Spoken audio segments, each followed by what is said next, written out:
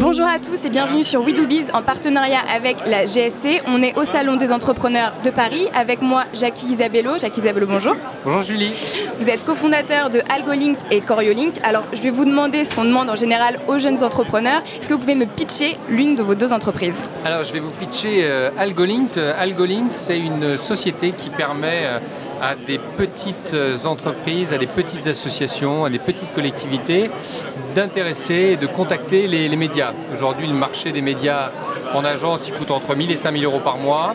AlgoLinked met à disposition tous les outils pour toucher les journalistes avec une offre d'entrée qui est à 280 euros grâce à la technologie, grâce à des algorithmes sémantiques. Si on a une information et qu'on souhaite contacter les médias, AlgoLinked fait tout pour vous et vous explique comment on devient une super ou un super attaché de presse. Alors, vous le disiez un peu plus tôt, vous n'avez quasiment jamais été salarié. Vous avez un peu la fibre entrepreneuriale. C'est quoi votre définition de l'entrepreneur ? L'entrepreneur, moi je parle souvent des entrepreneurs, il y en a plein, il n'y en a pas qu'un, il ne faut pas laisser penser qu'il n'y en a qu'un. Moi je pense qu'à n'importe quel moment de sa vie, de sa carrière professionnelle, on peut devenir entrepreneur. Donc tout le monde est concerné. Donc il y a plein de profils, il n'y a pas une typologie. Après, il y en a qui sont plus ou moins accros, comme il y en a qui sont plus ou moins accros au sport, plus ou moins accros à la cigarette. Et le rôle d'un pays comme le nôtre, c'est de permettre à tout le monde, à un moment ou à un autre, de rencontrer cette étape professionnelle. J'aime pas parler de destin, j'aime pas parler de ces grands sujets, c'est de dire à un moment ou à un autre, un associé, une expérience professionnelle, une idée qui se concrétise, quelque chose qui grandit, et de se dire tiens pourquoi pas, et comment ça se fait? Eh bien en voyant avant tout les opportunités et moins tout ce qui est un peu sordide, tout ce qui est risqué, parce que le risque ça se protège et ça se contraint énormément, et l'entrepreneur c'est celui qui sait aussi contraindre tout un tas de choses. Mais alors justement, vous me parlez de risques. Comment on anticipe ces risques lorsqu'on entreprend ? Quand on part en vacances au Mexique, on évite de bouffer n'importe quoi, de boire de l'eau n'importe où. On se dit tiens, je vais mettre de la crème pour ne pas prendre de coups de soleil. Bon voilà, quand on crée une entreprise, c'est pareil. Quand on a des enfants, on fait attention en traversant, on leur explique tout un tas de choses. Il faut faire une liste de tout ce qui peut se passer, mais ça ne doit pas nous obséder. Ça doit nous permettre juste de nous organiser. On s'organise en tant que parents, on s'organise en tant que journaliste, on n'oublie pas son éclairage. En tant qu'entrepreneur, c'est pareil. Et les risques sont inhérents au développement d'un projet, qu'il soit personnel ou professionnel.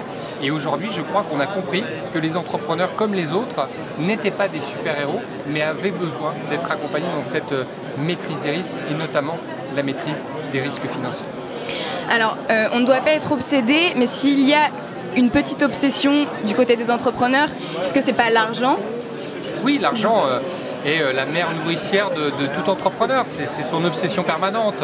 Le matin, le midi et le soir, il a cette intermédiation financière, cette unité de compte qui le pénètre plus qu'un salarié qui touche à la fin du mois, même si le salarié il gère des budgets aussi, il investit certains domaines. Là, comme c'est un peu plus le vôtre, ça obsède un peu plus. Et donc, on parlait de risque tout à l'heure, pareil, il faut l'appréhender, et pour bien appréhender la dimension financière, il faut s'organiser, il faut faire quelques tableaux, il faut aller voir son expert comptable de manière régulière.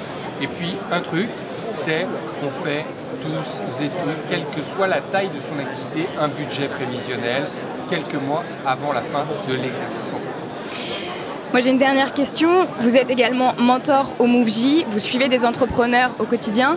Quels conseils vous donneriez aux entrepreneurs qui nous regardent ? Alors le mouvement des jeunes entrepreneurs étudiants, qui est un mouvement génial, moi j'y prends énormément de plaisir. On a trop longtemps pensé qu'il fallait acquérir une espèce d'expérience avant de créer sa boîte.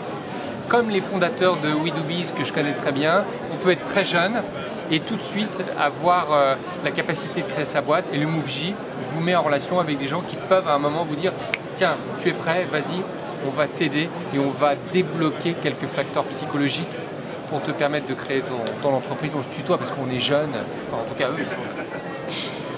Jackie Isabello, un grand merci. Je le rappelle, vous êtes cofondateur de AlgoLinked et CorioLinked, et nous on était au Salon des entrepreneurs de Paris. À bientôt. Merci Julie.